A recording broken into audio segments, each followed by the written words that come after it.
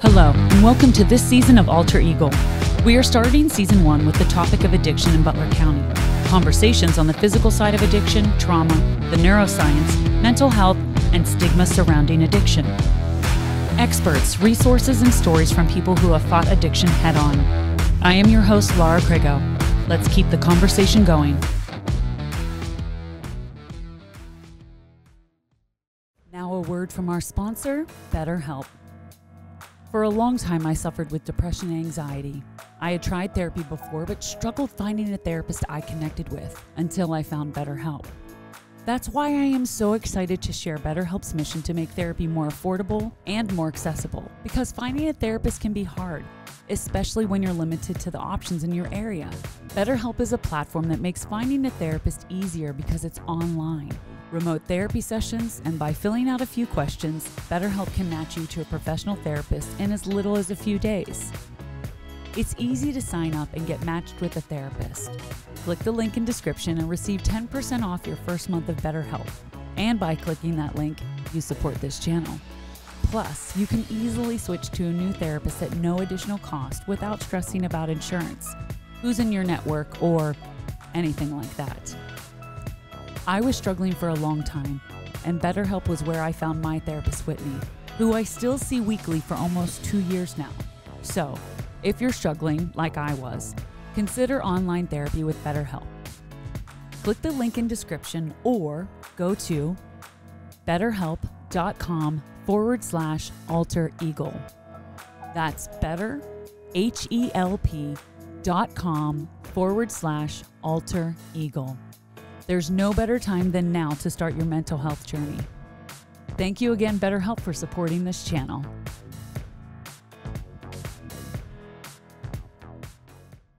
Joining me today are Ken Clowes and Steve Treu. Yes! You got it. Ken is the Center Assistant for Butler County Community College's Community Leadership Initiatives, where he helps coordinate the Hope is Dope program along with other community programming. He is a facilitator for the county's Personal Empowerment Program. Ken sits on the Opioid Overdose Coalition, where he leads the Stigma Subcommittee and is involved with the Butler Collaborative for Families. In 2018, Ken spoke at a TEDx event in Youngstown, Ohio. He also frequently speaks at local treatment facilities, sharing his story and the message that recovery is possible for everyone. Welcome, Ken. Thank you. Steve is a licensed professional counselor and chief visionary officer for Quantum Revolution Counseling Services. I love that name. I'm just going to say it. Quantum Revolution Counseling Services.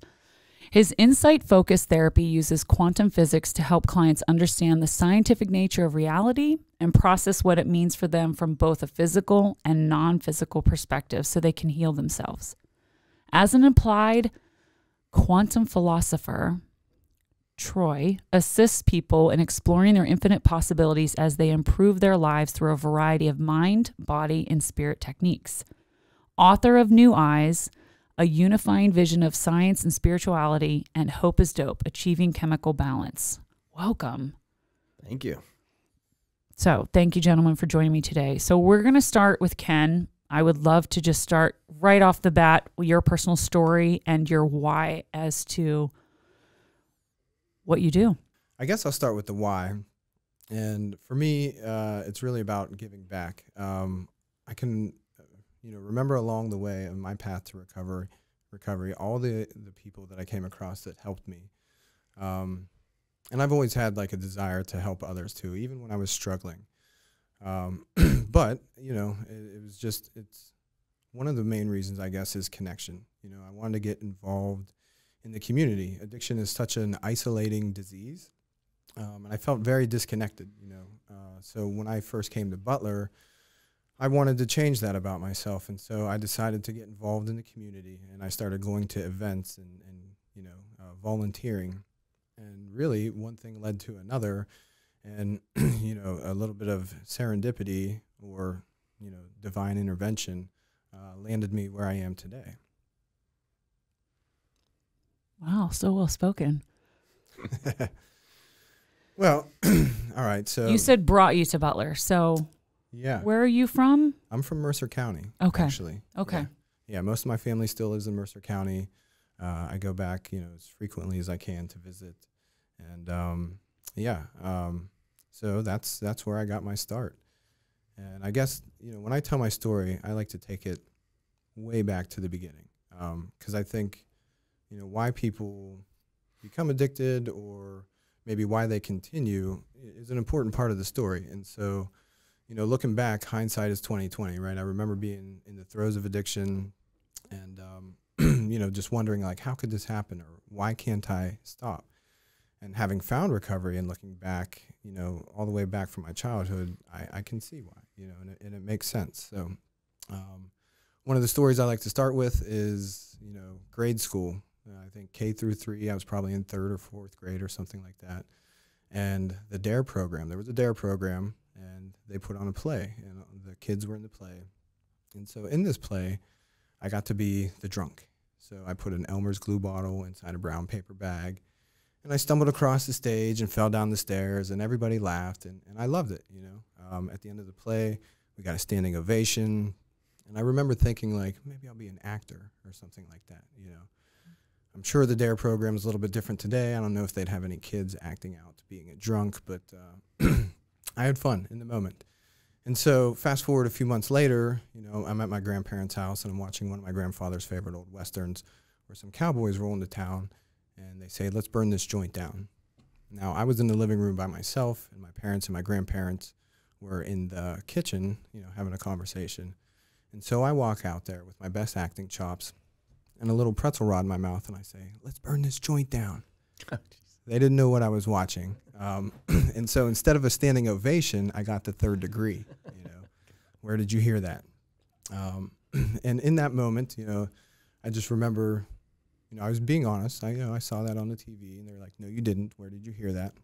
And I remember this feeling washing over me, which I later identified as shame or guilt. In the moment, I didn't know what it was.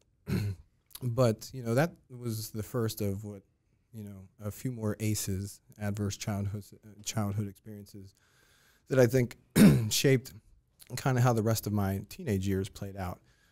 From that moment, there I was being honest with the people that were supposed to believe in me the most, and that moment they didn't.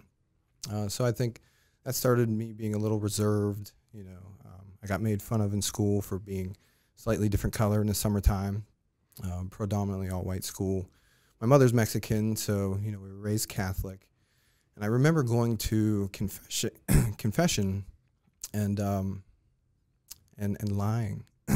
Because, what cardinal sins does a 7 or 8 year old make, But where my mindset was, like, it's better to, lie and be perceived as being honest than to be honest and be perceived as lying. So I would make things up. And I remember being, like, very reserved after that. I felt like I couldn't be my authentic self. And so fast forward a little bit into my teenage years, and started experimenting with marijuana. And I remember the first time I tried marijuana, it kind of like flooded me with an ease. I felt introspective. I felt like more accepting of myself, like I understood myself. And it took me many years to realize that what that was self-medicating. The drug was doing for me what I couldn't do for myself at the moment. And so it seemed like a wonderful thing, but what I didn't realize, and I wouldn't come to realize till after I met Steve, is what that process does for somebody that's a young teenager. When you're growing up, your brain's making all these neural connections, left and right, and some of those neural connections, if you get over a difficult time naturally without the use of drugs and alcohol, you make a connection for that. And when you celebrate a victory, whether it's, getting a good grade or finally asking that girl out or winning a football game, naturally, your brain creates those neural connections. Well, somebody that uses substances, you're interjecting in that process, and now you're creating neural connections that rely on that substance to be able to do that. So when people say, do you get emotionally stunted by the use of drugs, I would say yes. I remember many of my relapses and my attempts to get clean was over an emotional response that I couldn't handle, right? So fast forward a little bit, and you know, me and my friends, teenagers, 16, 17, and we're experimenting, you know, a little bit here and there. I remember taking Vicodin for the first time, and that's an opiate, obviously a painkiller. And the only thing we really noticed was it made us a little more chatty. We felt a little warm inside. No big deal. We didn't seek it out a whole bunch. It was just every once in a while. And then something happened around 1997, and that was the OxyContin flooding the market, right? And so, you know, drug dealers that were just selling marijuana were now offering this stuff. And I remember me and my friends getting into it, and it took about a year of experimenting with it before we realized that we even had a problem, because it was so cheap, it was so readily available.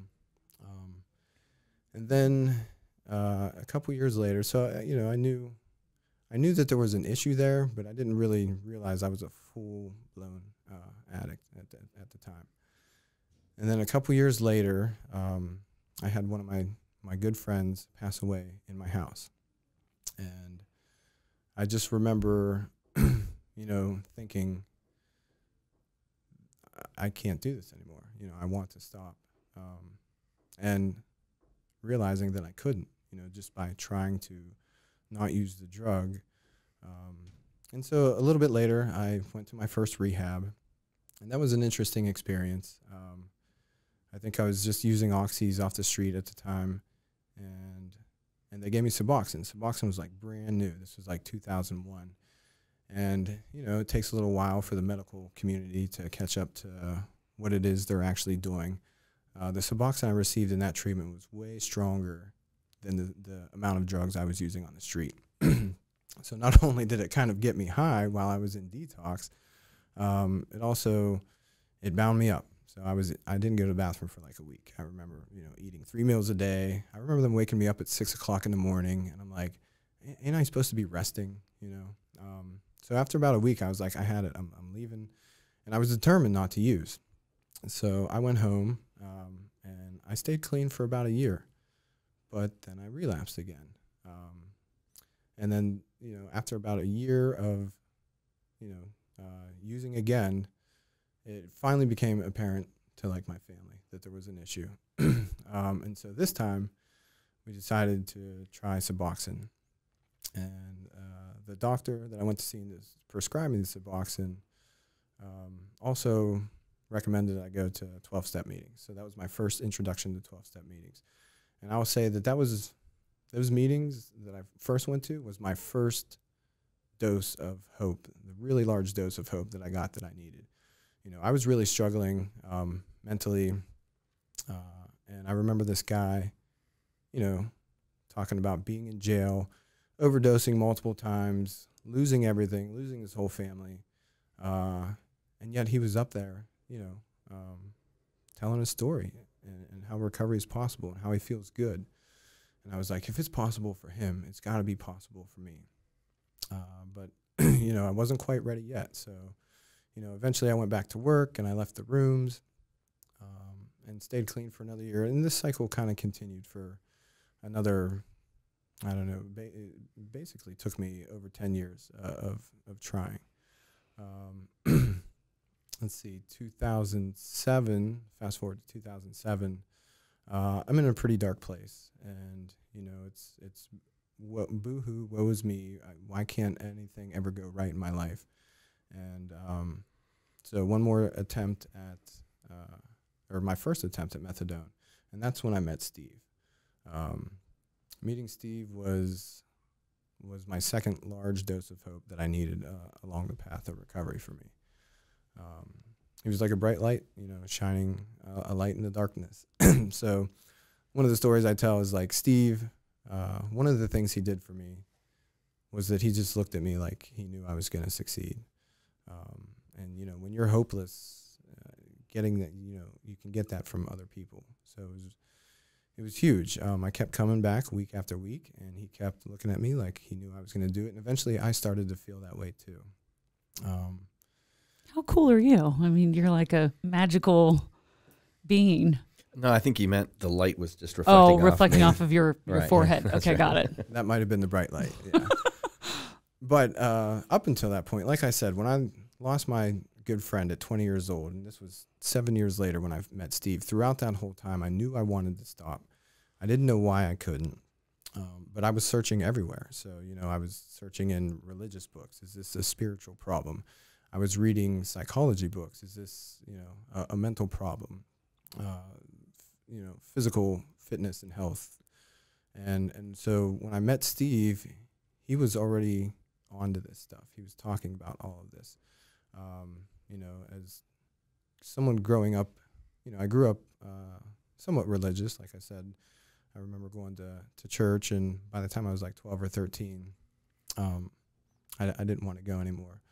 And I do remember when I was very young thinking, when I was in church, like, look at all these adults just listening to that person up there, tell them, you know, about God. And I'm like, how do they know that he's not just blowing smoke? You know, where's the proof? And that's not to say that, you know, I was an atheist or anything like that, but I certainly, especially when I fell into addiction, I was questioning that a lot. And so, you know, when I, again, met Steve, I was already kind of searching for some of that stuff. And I was looking for answers everywhere, even talking, you know, quantum revolution counseling. I was looking into quantum mechanics. What's the nature of reality? Is there anything in that can tell me that there is a higher power out there that maybe cares about me or interacts with me in some way? And, you know, through some other experiences, serendipitous, you know, experiences, I've come to find my higher power, but yeah. Wait a minute. That's not the end of the story. I was like, is that the end? That's not the end. No, of course it's not the end of the story. No. Again, when I said when I met Steve, I was in a pretty bad place mentally, you know. Again, very kind of introverted when I was younger. I became a little neurotic. Things were never working out in my life. So I was a little paranoid, to be honest. And I think in that time I was also smoking marijuana occasionally. I know I went to a methadone clinic out of town because back then if you went to the methadone clinic, you were still a junkie, you know, or still an addict. And so, yeah, I wasn't in the best place. And shortly after that, you know, I met Steve, and he enlightened me to, you know, what was happening inside my brain. And as far as me wanting proof, you know, for higher power or for that recovery was possible, I just remember asking myself somewhere along the way, like, is my brain broken? Like, is this it? Because every time I would, you know, get clean, or every time I would find recovery, it lasted about a year, and then I would relapse. And I'm like, is this just the mindset or the brain that I have to deal with? And Steve was the first one to introduce me to the concept of neuroplasticity, which is your brain's ability to rewire itself, you know, and the ways to do that. And then all the neurochemicals that are affected by drug use. That was the light bulb moment for me.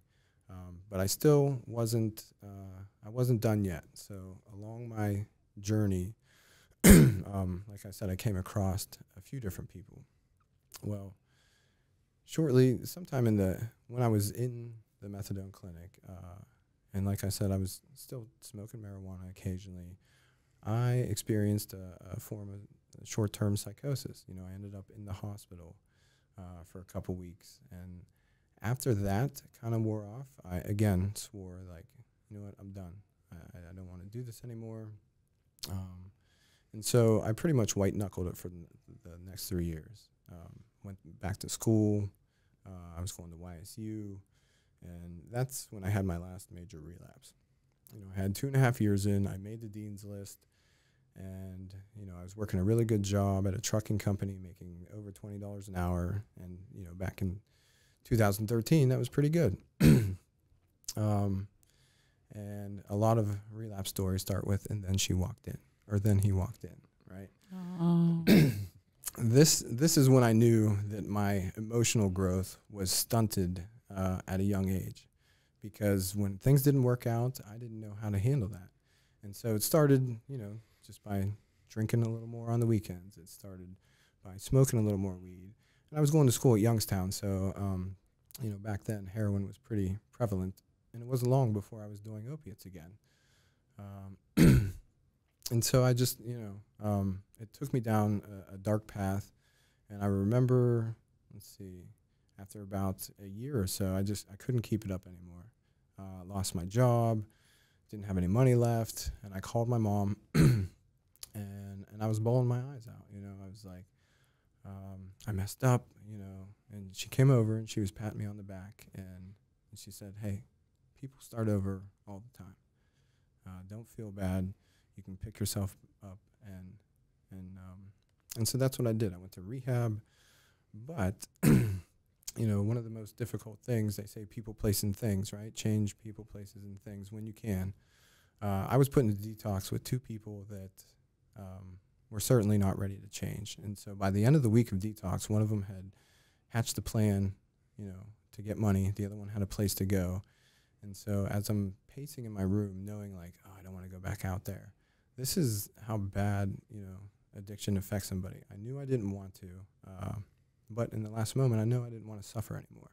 So I went with them, and that lasted for a couple days. And after that was all over, the one guy was like, all right, I'm quitting now. You guys have to leave. This is in the middle of winter. And so, yeah, I just remember like, okay, I called my mother again, and this time it was a different story. She's like, I don't know what to tell you, Ken. You got yourself into this mess. You have to get yourself out. And as much as that kind of hurt me, I was proud of her. You know, I was proud of her for finally setting some boundaries for herself. She did give me one little piece of advice that was exactly what I needed to hear. She was like, it's Sunday. Why don't you go to a church for help? And so I did. And that's where I met the third person that really changed my life. His name was Mike Gibson. And, you know, he was a guy that just, you know, helped me out for the couple weeks that I was homeless. I will say that Butler County has an amazing amount of services for people that are struggling, you know. So being homeless for 2 weeks, I was able to be fed. I was housed, you know.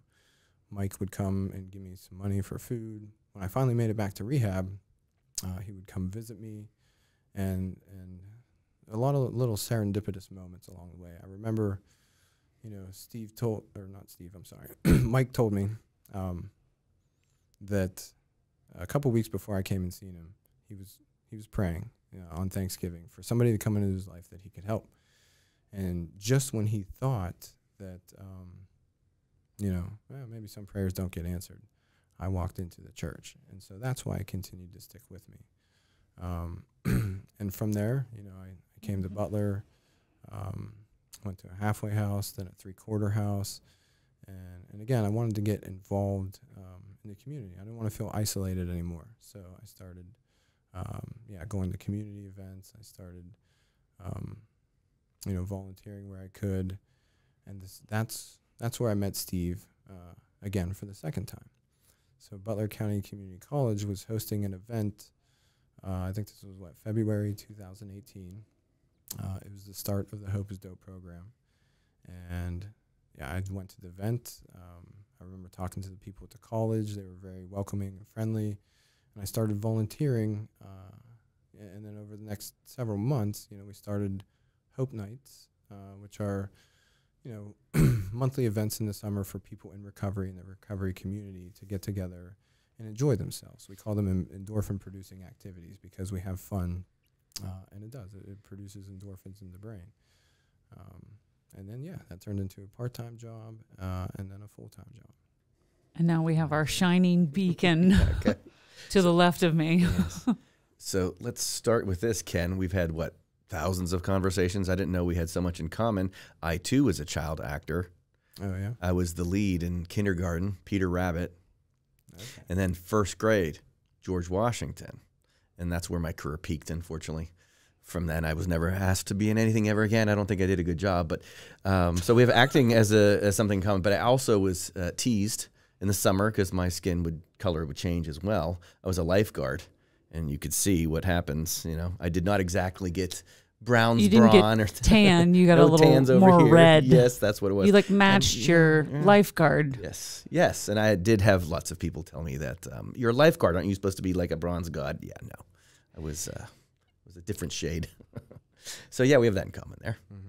And then a lot more in common after that. Because, yes, when we intersected, by the time we intersected 2007 or so, whenever that was, we had more in common than we knew.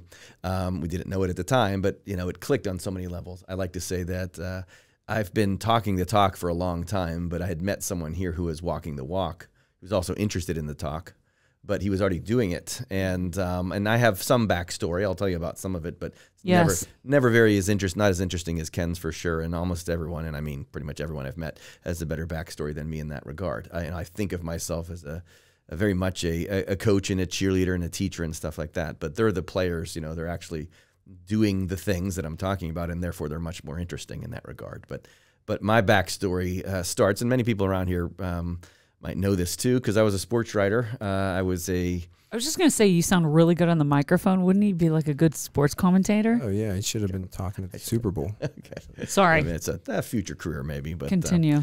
I worked at the Newcastle News for a long time, and I was a beat writer for the Pittsburgh Steelers, and I got to go to their Super Bowls, and I came over to Butler a lot to watch high school sports over here, and met a lot of good people, and so and it was great. It was throughout the 90s. I liked it, but I was missing something. I was absent more meaning and a calling in my life, really. And I did have an experience or two, perhaps for some other day, that pulled me in a direction where you find me now. But I knew I needed to get out of that field. I was searching for something deeper, and again, I loved it, but I could feel a calling, and I ended up having an experience. And part of the Hope is Dope book in the treatment modality includes the idea of includes the concept of, instead of saying just say no, which is very common in the drug world, that if we just say no to drugs, things will get better. The concept we like to emphasize is just say yes. And I had very much a just say yes experience. Now, I had some experience with just say no too. I like to tell I was a fraternity boy. I know what I'm talking about. I had plenty of experiences, but my just say yes experience happened around 2002, 2003, when I was in grad school transitioning out of the sports writing career into a career in counseling. And I found myself in a holistic treatment class, and I ended up doing meditation for the first time, and I ended up experiencing some amazing things. And this story could go on for a while, but the short aspect of the story is I had a bad back. I had been using some pills to try to cover up the pain. That didn't work. Doctors weren't able to help me much, but I did a meditation, and during that meditation, I had there's no other way to put it, a healing. But on top of the healing, because the pain went away, I was in a class, and there were a lot of other students around, and they helped me lay down on the ground, and I said, you're going to have to help me get up. But when the meditation was over, they didn't have to. I just popped right up. And when I drove home, my wife, we had just had our first child, and she was at home with the baby, and I didn't realize it till the next day, but I was high. I mean, I had this just wonderful glow about me, just this feeling. And when I woke up the next day, she asked me, "What's wrong? What'd you do? I no longer was rolling out of bed with my back pain. It was gone." But I was immediately captivated and interested in what just happened to me. I dove into brain chemistry that day. I was interested. I'm like, wait, I just had an experience. And during this meditation, I saw these golden lights, and I was able to even visualize, where my back pain was, and the light went to that pain. My wife to this day still calls it the bees, because it was like a swarm of bees, and it came at me, so I had this healing, and I had an experience with both Vicodin and Oxys at that time, and I knew the feeling. I knew this wasn't a marijuana feeling, this wasn't a cocaine feeling, this was an opioid feeling. And when I researched it, that's when I don't even think I knew the word endorphins at that time.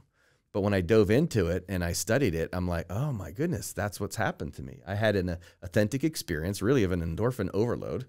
And it came with this healing, because the pain went away. To this day, it's never come back. But at this point, I was now addicted to just say yes. It was clear to me then at that point that not only had I had a natural high, I realized something, and it's what Ken was saying too. I realized, well, if I was able to do it, and I didn't even have to work that hard, it came pretty naturally. That's when I studied, and I realized, sure enough, everyone has this drug in their brain called endorphins, and by the time I met Ken, which is about 5 or so years later, and many other people at that time, it's easy to see that, wait, I can produce endorphins, they can produce endorphins, they're in everyone's head. And so it's you know, fairly easy to get, right? And at that point I was hooked. I became addicted to the idea of diving into brain science and understanding it, or making it relatable, you know, and making it so that people can take it and use it, and not make it too sciencey. I've gone to so many lectures myself listening to the experts, and sometimes it goes over my head and they talk about things I don't think are especially effective. Of course, I've heard very good ones too, but what we do is very simple, and so I had a personal experience that was very profound, and what's come of it is hopefully fairly simple to understand. I love meditation and yoga. I'm a huge advocate for that. And when I lived in California, I used to go to this place called Unplug, and you know, we would meditate all the time. I don't know if I ever had that experience, but I've definitely had an experience of feeling like I'm in a different place than I actually am at the current moment. Like there was something with water, and we were supposed to be floating, and I felt like I was floating in a lake at night, and like the moon, you know, it was just like the moon, and there was no one else around. And it's pretty amazing how you can have an experience like that. And when you're trying to explain it to people, I've often had people be like, nah, that's not real. I was like, well, until you experience it, sometimes some people need to experience something like that to actually believe it. But I love that you shared that, because I believe in that. I believe that things like that can actually happen to us. Mm-hmm. When we're talking about Hope is Dope, like this is something that we talked a little bit about the book, which is something that you said for years it was in your email, right? It was something that you'd just been writing, but you never like wrote the book. Talk about that before we get into like the whole endorphins part, because I know like in your book there was a specific part that I wanted to like talk about, but I want you to talk about the book first, and then I'm going to read that quote. Yeah. So I learned, again, it's something I like to work with people on anyways, is that if you're paying attention, other people are always your best teacher, right? And and I knew early on that, especially coming off of being a sports writer, you know, I was just talking to Ben Roethlisberger, and then I'm talking to Ken, and so I didn't want to pretend like I knew everything. I certainly didn't, and so I started to learn with people, and what I paid attention to was what was effective. And what I found is that, well, people were interested in what I knew in my story, so they liked that. But we discovered it together. We explored it together. And I love doing groups. And so we had so many people. And again, I still remember, I think I still have your book, by the way, the Consciousness book. Mm-hmm. Yeah, so no, I took that back. Or did you? Okay. A couple weeks ago. I was going to say, I owe you a lot in overdue fees. But nevertheless, I would always encourage people to bring in what they're studying and what they're reading, and then we would do it together. So over a period of time, it's around 2005 to 2010. It's both these books. It's this one, but then it's this one too, which is. I love the I love the cover of that. It's really. That's my boy Randy. These two books got written in my mind, ultimately working with people, and stuff that was interesting to them, which was also interesting to me. What I noticed was people were getting healthier and more stable, and kept coming to group more, and they just reported a better satisfaction in their life. And you know what we weren't talking about? Drugs. What we were talking about is the nature of reality and brain chemistry, and how we can induce high states, you know, through meditation and so many more things. And that really interested people. And so it mostly was just gathering data. Now, both of these books ended up becoming a product of some of my clients saying to me, you know, you're going to have to write a book, right? I mean, it wasn't my intention, but I realized after a while that this was part of what my history was. I was a sports writer. I mean, I had developed some writing skills, and then sure enough, once I had all this information, again, gathered together, and in this book in particular, the New Eyes book is the one in which I credit the 8 people in particular who helped write it. The fact is that we gathered data together, but then I had to produce it, right? Mm-hmm. So that happened around 2010, and I realized, and that's when Hope is Dope became a treatment modality. I didn't write the books until later, but I remember feeling moved that it was time to take all this information and put it in a treatment modality. And I felt a moment of inspiration. I know it was endorphin based. I also felt some dopamine, and you know, combine those two things, that's a speedball, right? I was really energetic, and I felt, basically it felt like a movement, a very spiritual thing, in which it was keep it simple, stupid, right? Don't make this too difficult. So I shifted. I remember shifting away from my computer, and I wrote down 7 things. And I don't remember thinking them. I just remember writing them down as if compelled by some source or a power outside of me. And they were the first 7 chapters of Hope is Dope, you know, starting with pharmacy and then hijacking and hibernating and that. And like, I remember not thinking about it. I just remember, well, that will work and that will work. And so something felt like it moved through me. And yes, it felt very reinforcing. So that's when it became a treatment modality that became pretty much what I did with everyone, groups and all of that. And then it was around 2015 when we finally wrote the book. Oh, you two, I'm telling you what, you guys are very, I don't even think inspiring is the right word. I think there's something above that for what both of you have done. Like even just sitting here right now with you, I hope this isn't weird. I'm one of those crystal girls, you know, like I have crystals. And so I like to, and I don't know, there's like a really good, calm sort of just even keel, confident, but I don't know, secure. There's a lot in physics happening. That's called entanglement. Entanglement. Okay. You can feel the vibe. Yeah. I don't know. Maybe I'm just one of those people. I can sense people's like vibes and energies. Sure.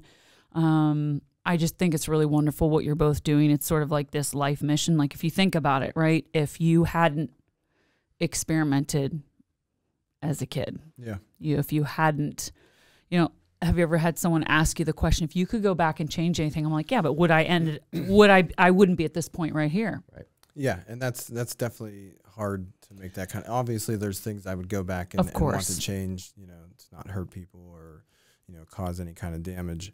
And not to take away from everything that you just shared, right? Yeah. Being homeless.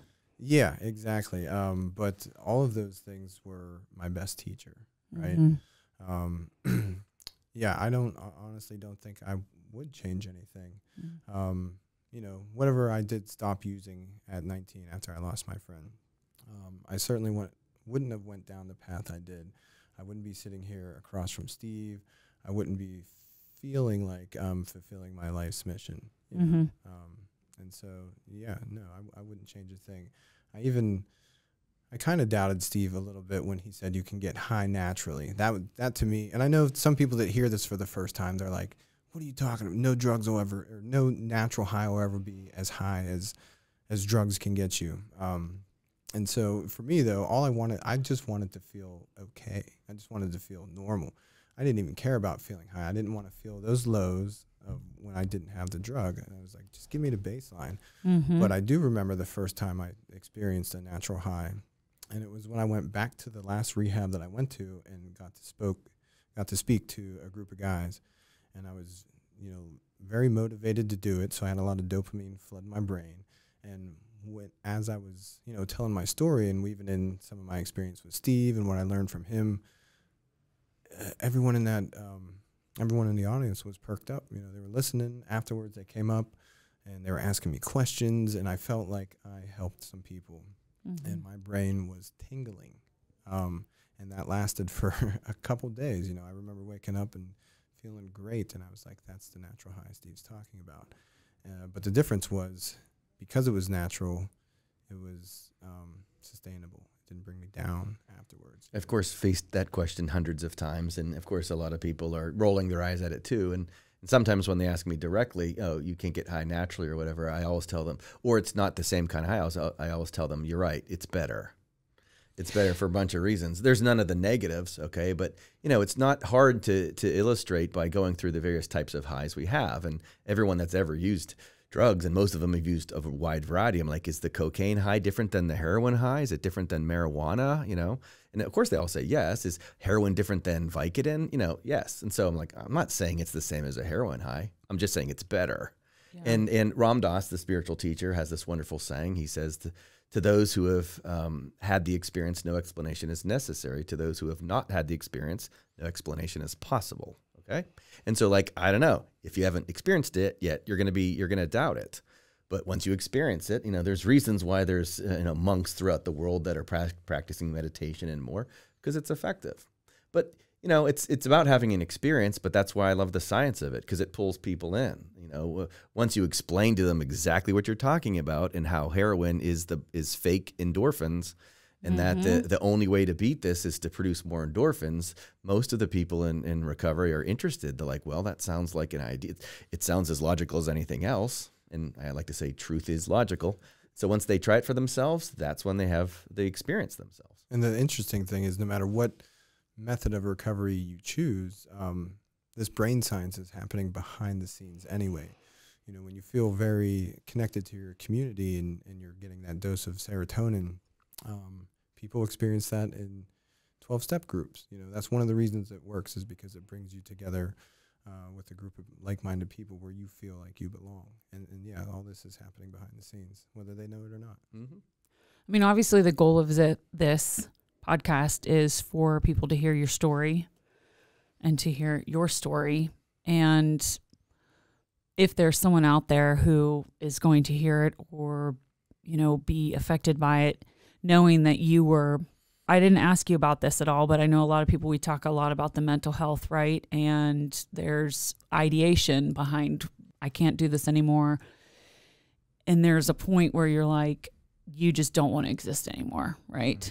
I've been there. That's never a good place to be. And it's sort of one of those things where, for me, it was more of like the depressive state that I was in, like what I was dealing with my mental health. And so the fact that you're sharing your story and someone's going to hear it and find hope out of it. I mean, hope is a huge theme, obviously, for us with Steve's book, but talking about all of those feelings that you get from drugs and then how it goes down afterward. In your book, when you talk about endorphins, you wrote neurotransmitter levels are responsible for feelings within our bodies, right? Including emotions such as happiness, depression, anxiety, and excitement. Illicit street drugs and psychotropic medicines essentially act as impersonators. So tricking the brain into doing things it normally relies on neurotransmitters to do. So to be sure, most pharmaceutical drugs are wonderful tools in modern medicine, but they are nevertheless mimics or magnifiers of your body's natural drugs. Well said. I mean, I didn't say it. You're the one who said it. I couldn't tell for sure. If you but yeah, I don't know. I'm really nerding out on all of this, and I feel like I'm definitely overloaded where I need to go back and review. It's like I feel like I'm preparing myself for a test or like the SATs. I really feel like I'm preparing myself for, well, this is because I want to be able to say that and not have to read it, to make people understand, because we're talking about stigma behind addiction. Opioid Coalition, you know, you're working a lot with Rachel Schuster. That's her thing, is talking about stigma, how we talk to people. And something you said early on was, person believed in you. This person that you just met knew that you were going to get through. And that's a huge thing when we're talking about addiction. Besides the science and what you can do to help people, there's that just human connection, right? Just looking at someone and letting them know that you're there for them. You walking into a church and having someone who's like, here's food, here's a place to sleep, here's, you know, that right there is the ultimate connection. So when you're putting out these books and people are reading them and they're learning about this, that's ultimately what we're trying to change, right? So to get back to what I just talked about, neurotransmitters, or what you said, nerd out for me for a little bit on that, because I want you to get into it. One way to pull that together quickly is one of my favorite lines: you can't fool Mother Nature. Okay. And our brains come pre-wired, you know, they're preloaded with all these wonderful chemicals. And if we learn how to tap into them, then we're going to have the emotional states we're looking for. But we all lose, you know, sight of, we don't know this when we're little, of course, but then we lose ourselves in the worlds that we're experiencing. And we all get, like we talk about in the second section, you know, the relativity aspect of things is we all get sort of screwed up differently. And in the whole world, this is common. I mean, we all have the same basic brain chemistry. In fact, one of the points of emphasis we do when we do the groups is we show people how we have almost the exact same brains. Not just the chemistry inside of them, but the location of certain thoughts and things like that, right? Mm-hmm. And so we're way more similar than we know, but we get screwed up differently. Like I say, we both might have the exact same iPhone, but we can do a lot of different things with it, can't we? We have very, very similar brains, if not exactly the same, and we do a lot of different things with it. But once you know, it's like a Rubik's Cube. You know, the Rubik's Cube, when it starts out perfect or whatever, then you mess it up. I like to give it, I've done this before, give it to some clients, mess yours up, mess yours up. They're going to be messed up differently, aren't they? But you know that the Rubik's Cube could be put back together again correctly. And there's a method to it.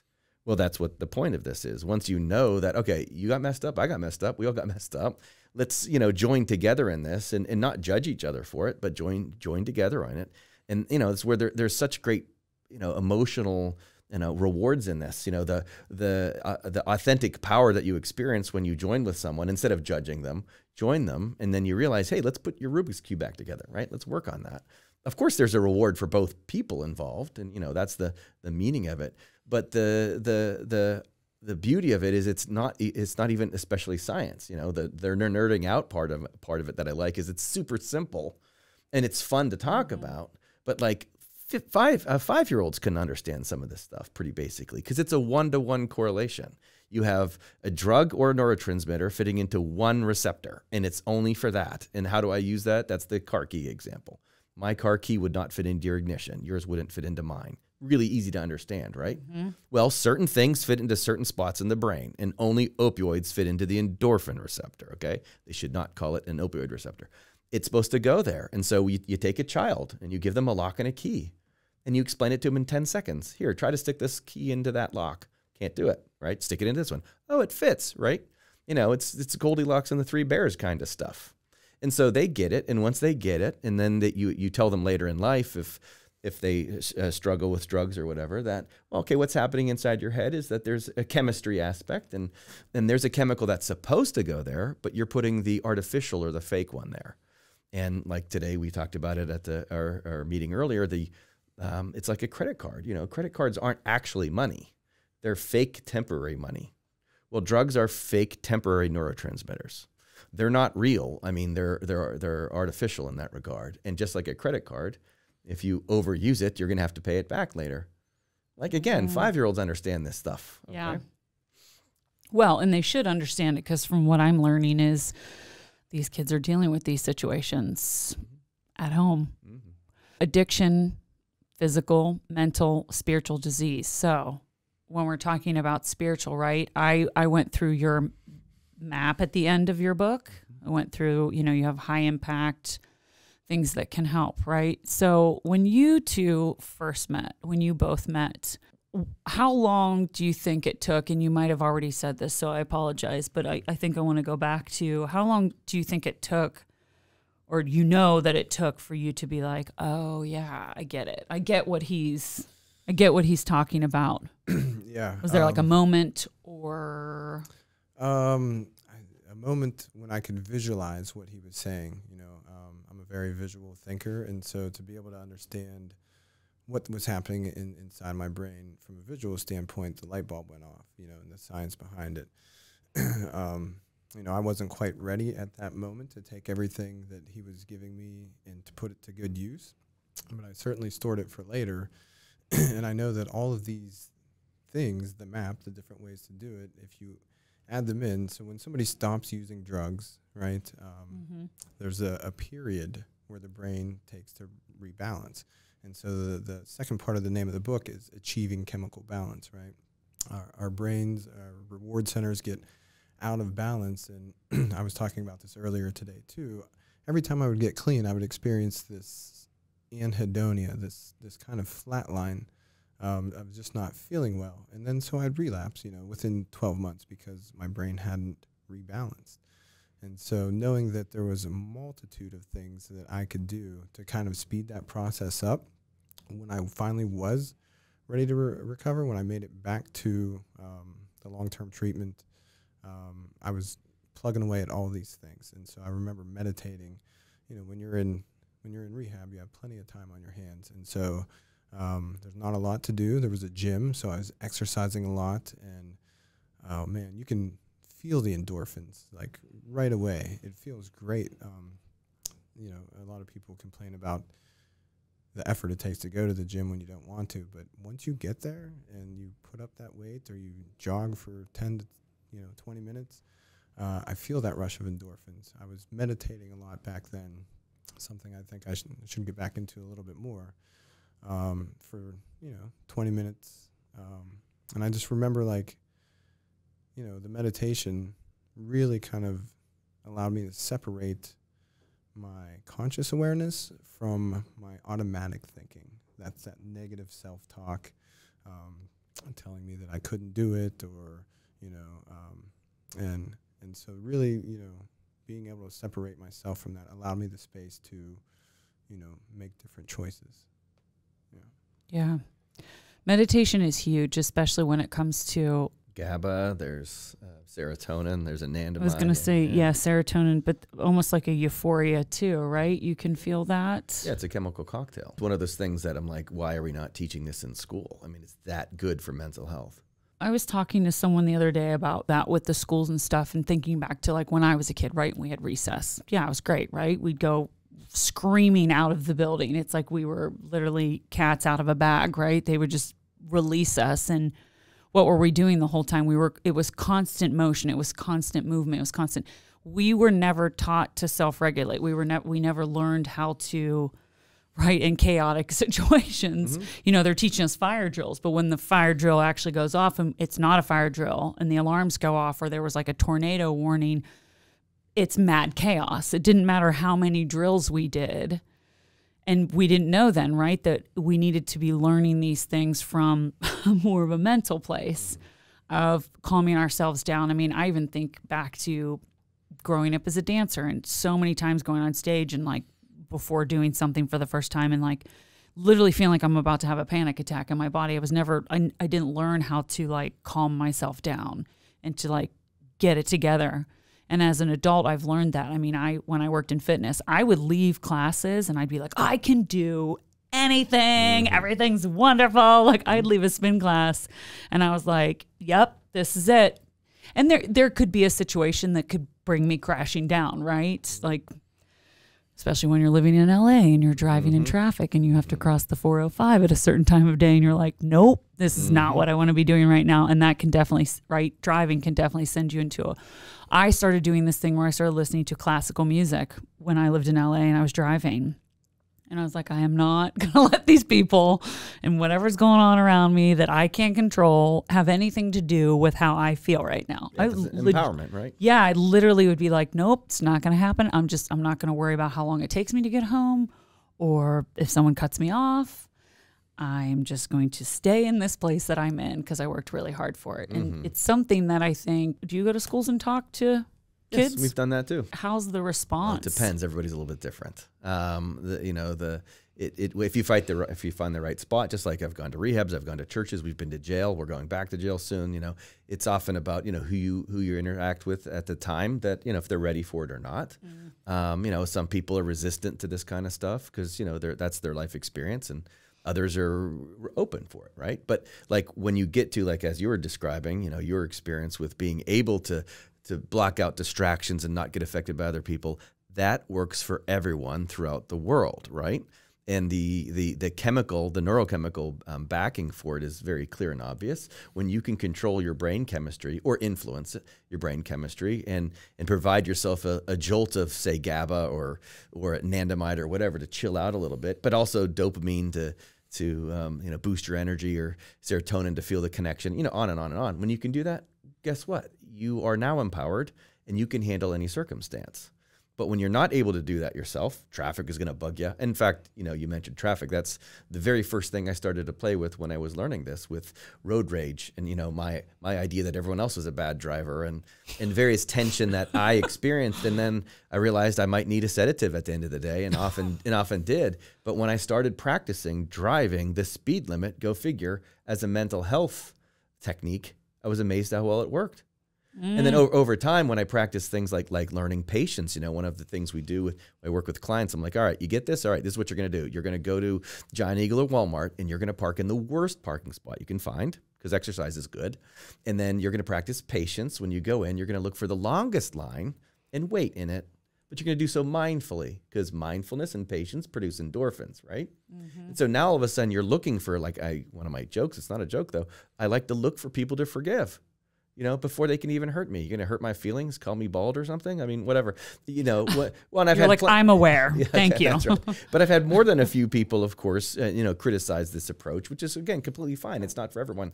That's okay. And there's plenty of other ways to do it. And that's also okay. I embrace all ideas that work for people. That's it. But if some people want to, if this resonates for them, then great. Well, and I think there's parts of it that can't help but resonate. And that's the brain chemistry part. That's how the brain wires.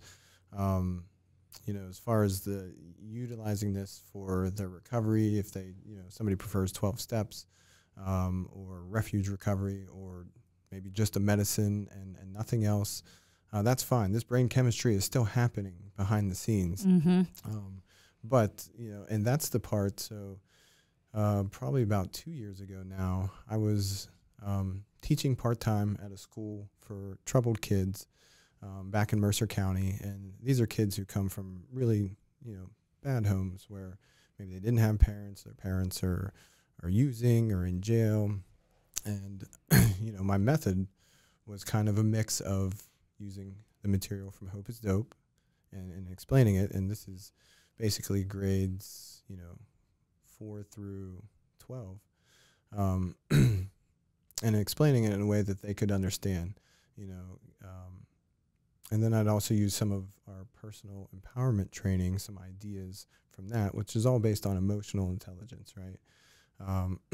That both of these things, in whichever way, should be taught to kids in schools growing up. I think back to my own experience, if somebody had detailed what would happen, you know, if I experiment with drugs and alcohol in a way that I could really understand it, and not just like, you know, drugs are bad. You can't, you know, you have to be honest with kids, because if you just say drugs are bad and then they look at the adults in their lives using drugs and not feeling bad, they're going to be like, well, you're a liar, right? So you have to explain it in a way that they understand it, and then also empower them, kind of like what Steve was saying, to be resilient. There was a couple years ago at the Keystone Wellness and Butler County Opioid Overdose Coalition summer conference, we had a doctor come speak. Her name was Dr. Danielle Dick, and, you know, she studies genetics, and she was talking about, you know, children who are genetically predisposed to become troubled with substance use later on. And so based on her research, she identified 2 particular groups of kids that were most likely to struggle with substance use when they got older. And those were the kids that were very outspoken, you know, that wanted all the attention, that were disrupting class, and the kids that were the complete opposite, that were very shy and reserved and not outspoken. And so they did a little study where they took those kids and helped guide them. You know, for the kids that were shy and, you know, needed some empowerment, they gave them some tools. For the kids that wouldn't sit down in class, they didn't say, hey, you're wrong or you're bad for doing that. Again, that, you know, that plays into the psychology of how they'll act later on. They're like, you got something good here, but this isn't the place. So let's find a way to help you channel that. And yeah, so, you know, any programs or anything to help kids learn emotional intelligence or understand, you know, what happens with addiction in a way that they get it is going to be huge. You know, the episode that's coming out tomorrow is with Jesper from YMCA, Reach and Rise. Yes. And they do a lot of that.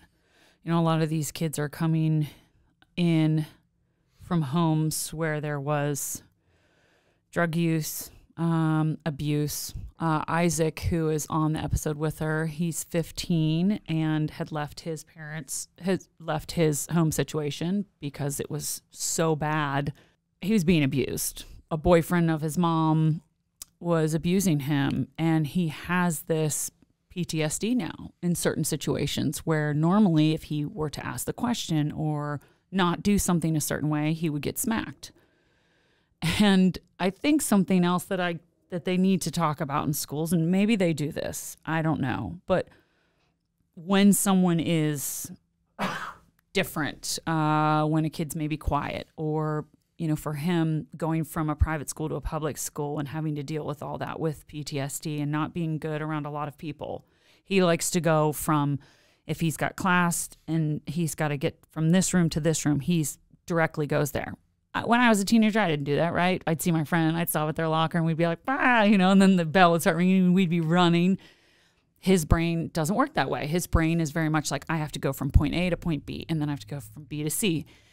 I wish my brain had worked like that in high school. It just didn't. But my point here is that giving a little bit of understanding when someone's different, maybe there's something going on with them, right? Maybe there's something going on at home. And I think there is a little bit more of that conversation happening.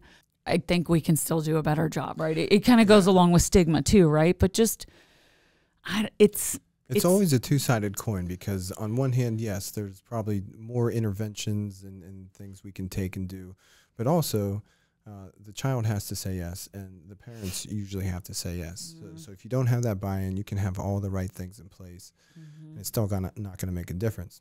But we should still have those interventions in place, because all it takes is one person to say yes, and it changed their life. And I kind of think of that in the sense of like medications like Suboxone and Methadone, and the ways we administer them. And for some people, they'll save their lives, and for other people, it may hold them back. You just never know. If you have never read Hope is Dope, you should. I don't want to say a quick read, because I found myself, I kept going back and I was highlighting certain things. Obviously, I highlighted, there was another part in the beginning that I highlighted. You even go through like the chemistry of it. Man, I wish I had paid attention in high school in chemistry, Yes. I mean, he goes through all the like heroin and methadone and how they all the breakdown of all of that. This is a really, really informative book, and it's going to kind of, I think, open your eyes to what is going on, whether you are dealing with addiction or someone that's dealing with addiction. And I think a different way to sort of approach it, right? Because everyone goes through treatment differently. I mean, you did say how many times, and it took for you to, AA was going to help you, 12 steps was going to help you, but there was other things that helped you, right? The spiritual side of it, meditating, exercise. There were a lot of things that you needed in your toolbox to get to the other side where you are now. So this I've read. I haven't read New Eyes yet. So do you want to give us just a quick little? Sure, but first I'd like to mention what else do you want to say? Well, on Hope is Dope, we have a YouTube channel. You could Google Hope is Dope. Ooh. And my name, but I think Hope is Dope, we come up first in the world now, which is pretty cool. Yeah. And a lot of you videos did come when up I too. went to Amazon. Yeah. So just Hope is Dope can be enough, but Hope is Dope and Steve Treu, it'll come up quickly, and you can watch the whole the lecture, the 45-minute lecture for free. So we don't need anyone to buy the book. Just go watch it and share it. That would be fine as well. That is available on Don't listen to this guy. Buy the book and watch the video. But of course, Ken does a wonderful job with with his work at BC3 with the YouTube or the Facebook and Instagram, right? Hope is Dope there too, and that's how we connect people. We always encourage people to contact us there. You can send direct messages there too, and he always gets back quickly. It's nice, at least that's my experience of you. And in terms of events and things like that going on. So I'll include all of that in the body of the YouTube video. I can put all those links in there. I can put all that in there. Okay. So people can just click and go there. So right, because we just want to simplify it. Right. As much as possible. That's exactly right. Try to again. That's why we have a thin book, and then we have the buy the book, thick book, and then watch the YouTube video. Right. Once people get hooked on the idea, and they have some success with it, again, it could be something as simple as, because I had a runner's high. I mean, I remember I was in college, and I wasn't a runner. And I was aggravated about something, and I just put on my shoes and I started to run. And I remember distinctly at some point, I don't know how many miles in, but I remember feeling, I don't feel my feet. And it was a good thing. And I also wondered, where'd that come from? What's that about, right? Yeah. And so, there's so many different ways to do it, but something as simple as practicing patience while I'm driving, as opposed to always hating on other drivers, stuff like that. When people actually apply it, because you can't fool Mother Nature, it works. And as soon as you play around with some of this stuff, you're like, wait, how else can I do this? It can be a lot of fun. It's a drug-seeking technique, because you're using your own brain to go ahead and do that, right? So once people get hooked and they want to really know how to do it, that's what this book is ultimately for. It's the deep dive. And it goes, and it's called The Unifying Vision of Science and Spirituality, because it's been my experience that, it's everyone's experience ultimately, but drug addiction does not discriminate. I've had more than a few atheists in my office. I've had Muslims. I've had Hindus. I've had Jews. I've had, of course, plenty of Christians. And you know what? The thing that we all have in common is endorphins.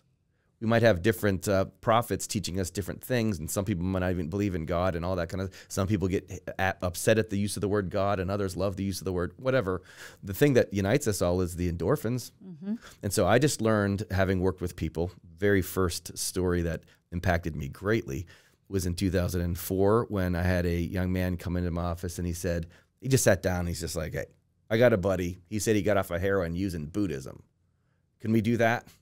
And I'm like, it's not really my skill set, but let's give it a try. And so we studied it. I'm like, my job is to help this guy. I'm not to judge him for anything. And once I learned about the endorphins, I'm like, well, if we can produce endorphins through Buddha, we're going to, okay? And so I dove into it, and to this day, I love it. It's such a wonderful philosophy.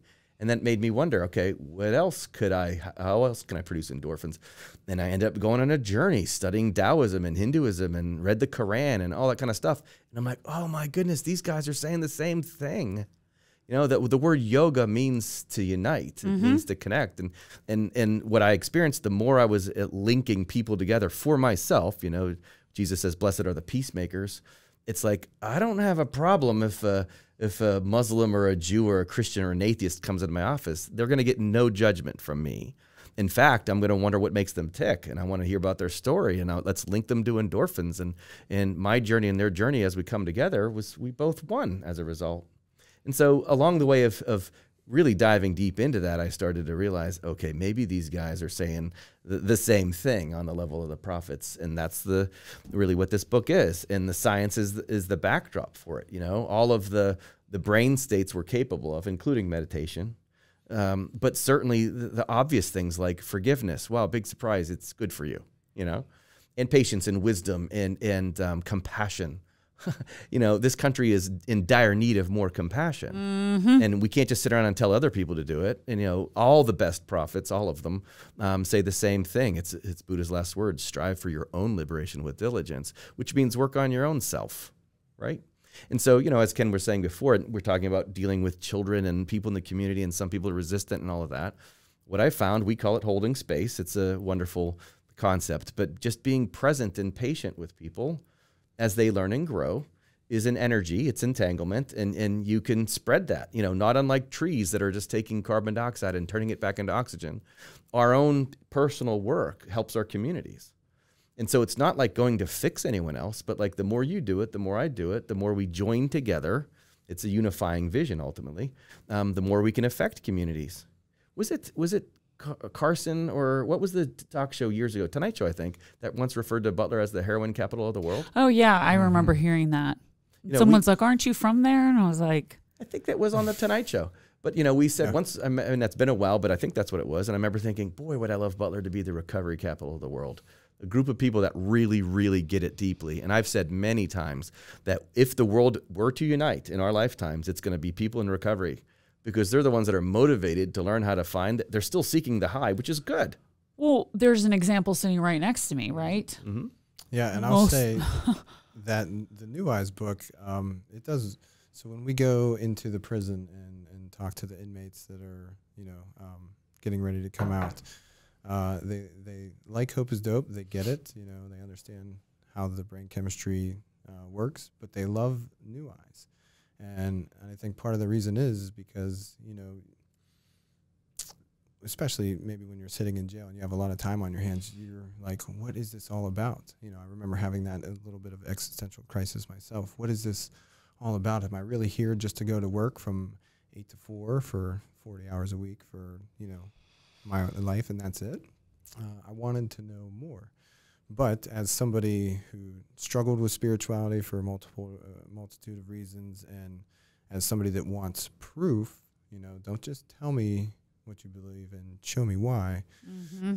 Some of these concepts made perfect sense. And one of my favorites is, what is it?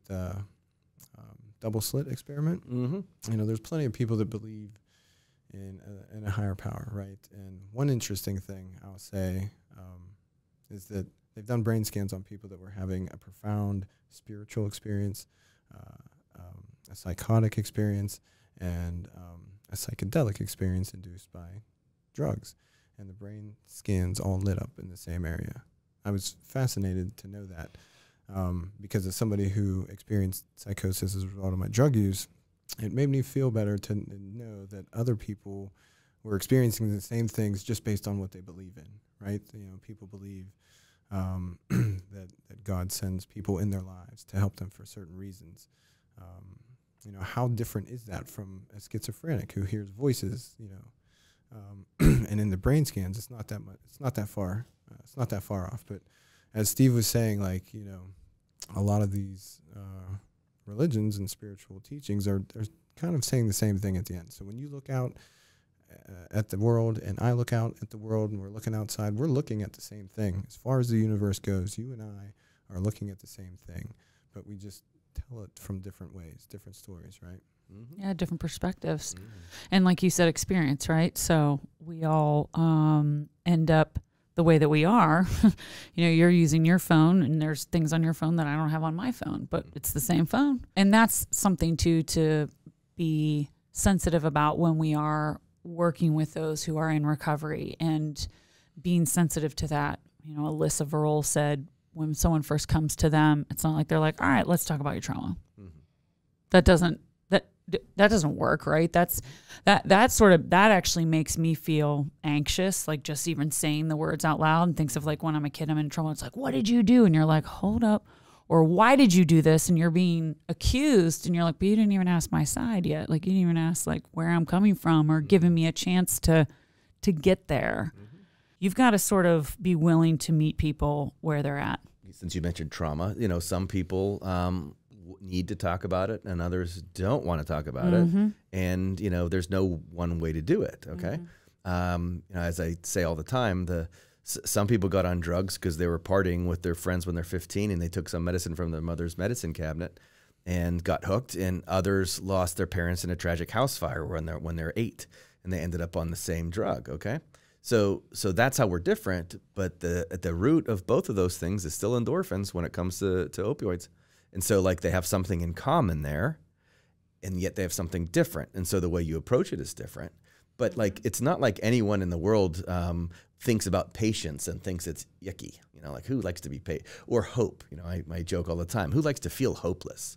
Well, hope and patience and forgiveness and all these virtues work all the time. They're just sometimes hard. Practicing patience, for example, as somebody in recovery, instant gratification has been my go-to. Yeah, sure. So, you know, practicing delayed gratification has to be a very intentional and mindful practice. But this is where the teaching comes in, right? Yes. Because the more people know that that's like, it's inevitable, like eventually you're going to do it. I mean, it's an easy thing to say if I say you can resent someone the rest of your life or learn how to forgive them. At what point will you be glad you resented for 30 years? Thank you. And gratitude. I just went through that personally. Like, just finally, it was finding closure for me that I had to get the closure, right? Because they weren't going to be honest. Right. They weren't going to give me the closure, and I knew that immediately. Mm-hmm. I was like, I could just ask you, and you're still not going to tell me. Mm-hmm. So I'm like, cool. I'm about to go on this journey, and I'm going to have to figure it out and work through it. Not only work through that pain or whatever, but also get the closure and forgive you. Mm-hmm. Not for you, for me. Like sometimes it is about that. And it's also like, hey, good for you. Mm-hmm. That's great. Awesome. Yeah, you got now, it. Yeah. You know, now everything's fine now. Mm-hmm. But it's getting there is you're like, I can't see it yet. I can't see myself sure. there and yet. The Sometimes challenge is that's the hard part. The selling people on that, Mm-hmm. and that, like you said, it's not for the other person, forgiveness in particular, but it does relieve you. And when you've made the connection already with spiritual things producing endorphins, now they're more likely to try it. Like, wait, this will make me feel better. You know, logic tells you that it will, but at the same time, there's going to be a chemical reward for it. And, you know, at the back of Hope is Dope, we have the list of all the various studies to prove this stuff. We didn't make it up. It's all logical, but it's all there. It's all there. It's all there. When and you so buy the book. That one's not on YouTube. That's true. That's not on YouTube. But again, it's really self-evident. It's the idea that when one experiences that, they go, oh, that's what they were talking about. And we all learn from each other that way, you know? Mm-hmm. And so, you know, that can be taught. It can. And so that's why, like relativity too, people go at different rates for sure. 5th graders are different than 12th graders, or different than, 72-year-olds, for obvious reasons. But at the same time, they have something in common. Patience works for all of them. forgiveness works for all of them, and the brain chemistry is there to back it up. Currently, we received a grant from the opioid settlement funding, and we are right now, let's see, we have Hope is Dope classes for for county agencies and employees. And we have a recovery community Hope is Dope class coming up at the YMCA. And so our hopes by training, the professionals, whether it's probation officers, counselors, CYS, or anyone else, is one, that they have a better understanding when they run into folks that are struggling, so that maybe they are more compassionate.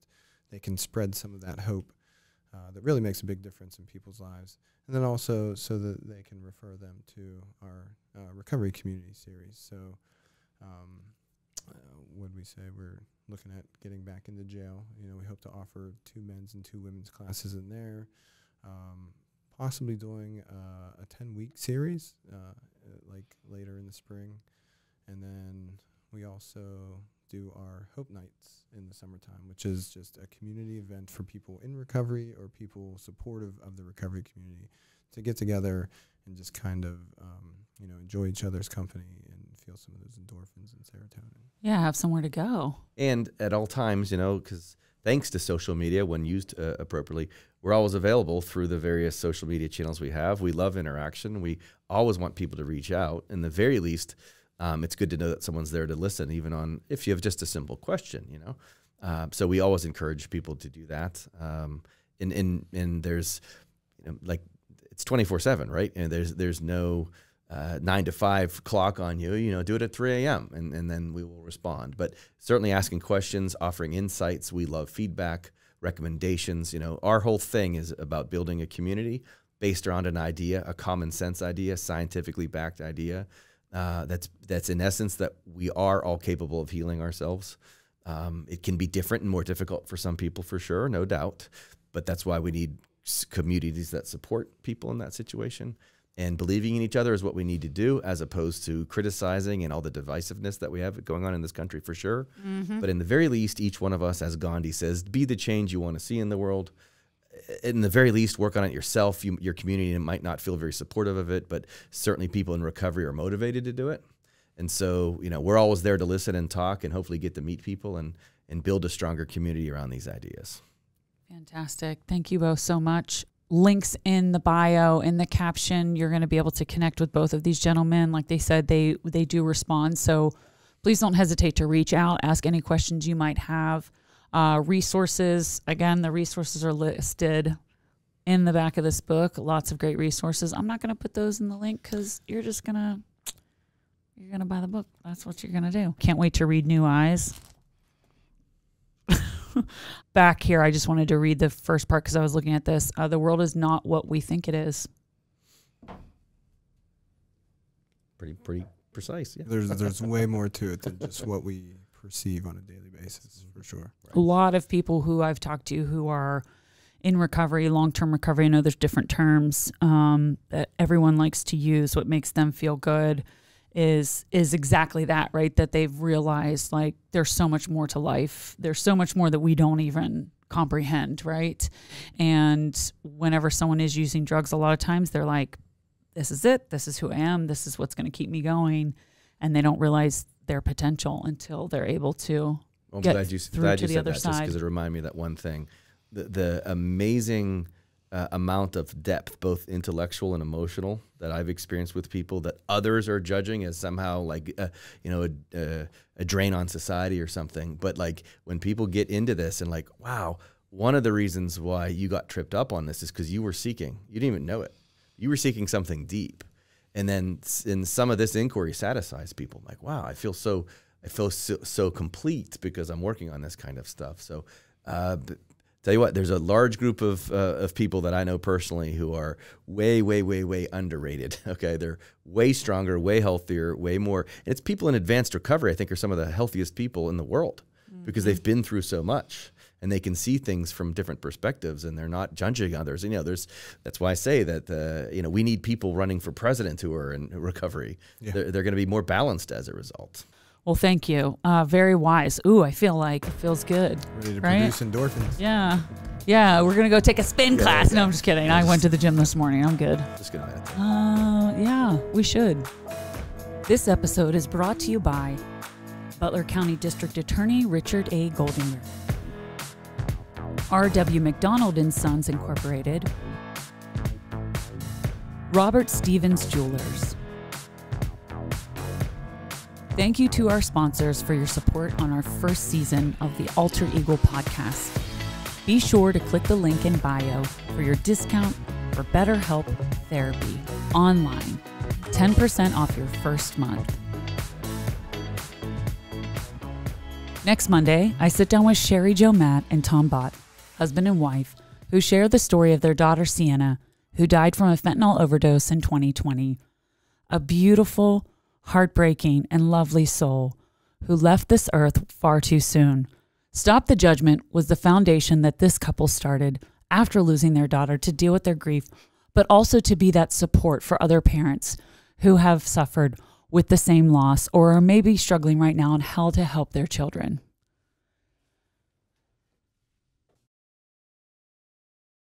Thank you for tuning in to Alter Ego. Make sure to subscribe so you don't miss a single episode and follow us on Instagram at Alter Ego Podcast. Until next time, stay safe, stay hopeful, stay kind.